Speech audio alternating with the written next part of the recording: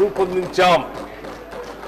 కులం, మతం లేదా ఆర్థిక స్థితిగతులకు అతీతంగా విద్య మాత్రమే కాకుండా విద్యార్థుల యొక్క మానసిక శారీరక అభివృద్ధికి అంటే హోలిస్టిక్ డెవలప్మెంట్ కి దోహదపడే విధంగా ఈ స్కూల్స్ ని ఏర్పాటు చేస్తున్నాం. ఈ పాఠశాలలో ఎస్సీ, ఎస్టీ, బీసీ, మైనారిటీలతో పాటు ఇతర వర్గాలకు చెందిన విద్యార్థులు ఒకే గొడుగు కిందకు తెచ్చి సమాన విద్యా అవకాశాలను కల్పించడం ఒక గొప్ప సామాజిక ఐక్యతకు పునాది అవుతుంది. Education is the milk of A లైనస్. Education is the milk of a lioness. The one who drinks it can't stay without roaring. Doctor BR Ambedkar garu చెప్పిన మాటలు. విద్య అనేది సింహపు పాల వంటిది. వాటిని తాగిన వారు గర్జించకుండా ఉండలేరు. డాక్టర్ బిఆర్ అంబేద్కర్ కలలు కన్న విద్యా వ్యవస్థను మేము సృష్టించబోతున్నాము. దీనికోసమే రాష్ట్ర వ్యాప్తంగా ఒకేసారి 58 యంగ్ ఇండియా ఇంటిగ్రేటెడ్ రెసిడెన్షియల్ పాఠశాలల నిర్మాణానికి 11,600 కోట్ల రూపాయల అనుమతులు మంజూరు చేయడం జరిగింది. మేము తీసుకున్న ఈ నిర్ణయం ఒక చారిత్రాత్మకం. ప్రతి నియోజకవర్గంలో కనీసం ఒక ఇండియా రెసిడెన్షియల్ స్కూల్ ని ప్రారంభిస్తాం. ఈ ఇంటిగ్రేటెడ్ స్కూల్స్ 20 నుంచి 25 ఎకరాల విస్తీర్ణంలో నిర్మించబడతాయి.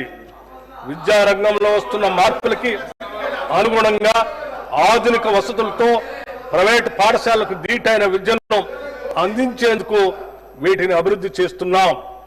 ఆడిటోరియాలు, dining halls, digital classrooms, క్రీడా మైదానాలు, క్రికెట్ మరియు ఫుట్బాల్ గ్రౌండ్స్ లాంటి ఆధునిక సదుపాయాలు అందుబాటులో ఉంటాయి.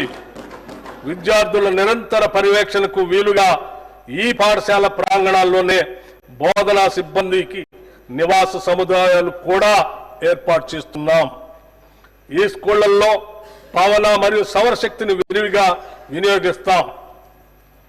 ఈ స్కూళ్లలోని విద్యార్థులకు వసతి, భోజనం, యూనిఫామ్లు, నోటు మరియు పాఠ్య పుస్తకాలు మరియు ఇతర ఆవశ్యక వస్తువులన్నీ ఉచితంగా అందించబడతాయి. పాఠ్యాంశంతో పాటు వీరికి ఐఐటి, జీ, నీట్ మరియు ఇతర పోటీ పరీక్షలకు సన్నద్ధం చేసేందుకు ప్రత్యేక శిక్షణ ఇవ్వబడుతుంది. విద్యతో పాటు శారీరక మరియు మానసిక దృఢత్వానికి అవసరమైన క్రీడలు, కళలు, పోటీలకు సమాన ప్రాధాన్యత ఉంటుంది.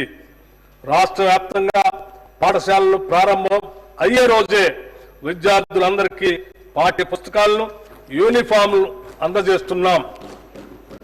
ప్రభుత్వ విద్యా సంస్థలన్నింటికీ ఉచిత విద్యుత్ సరఫరాని అందిస్తున్నాం. త్వరలో రాష్ట్రంలోని అన్ని పాఠశాలలకు గ్రీన్ విద్యుత్ని అందిస్తాం.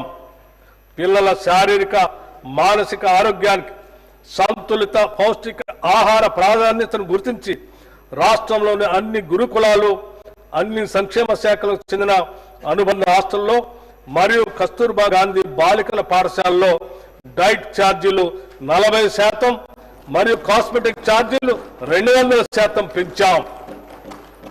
ఈ పెంపు వల్ల తెలంగాణ వ్యాప్తంగా 7.66 లక్షల మంది విద్యార్థులకి లబ్ధి చేకూరుతుంది.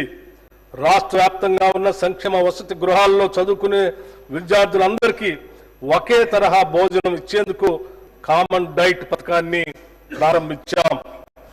ప్రభుత్వ పాఠశాలలో చదివే 10వ తరగతి విద్యార్థులకి సాయంత్రం వేళ స్నాక్స్ కూడా ఇస్తున్నాం. పాఠశాలలో అమలుపరిచే మధ్యాహ్న భోజన పథకం మరియు సంక్షేమ వసతి గృహాల్లో ఆహార పదార్థాలను తయారు చేసి నిల్వ ఉంచే విషయంలో ఒక నిర్దిష్ట వ్యవహార శైలిని పాటించడం ద్వారా విద్యార్థులకు పరిశుద్ధమైన మరియు ఆరోగ్యకరమైన ఆహారాన్ని అందించడం సాధ్యమవుతుంది. దీనికోసం ఒక స్టాండర్డ్ ఆపరేటింగ్ ప్రొసీజర్ SOPని రూపొందించి అమలు చేస్తున్నాం. Education is future insurance. విద్య భవిష్యత్తుకి బీమా కనుక విద్యా వ్యవస్థను బలోపేతం చేసేందుకు రాష్ట్ర విద్యారంగంలో పలు సంస్కరణలు చేపట్టాం. అంతర్జాతీయ ప్రమాణాలతో కూడిన విద్యను అందించే లక్ష్యంతో ఒక సమగ్ర విధాన రూపకల్పనకి తెలంగాణ విద్యా కమిషన్ను ఏర్పాటు చేశాం. తెలంగాణ నారీ శక్తిని గౌరవిస్తూ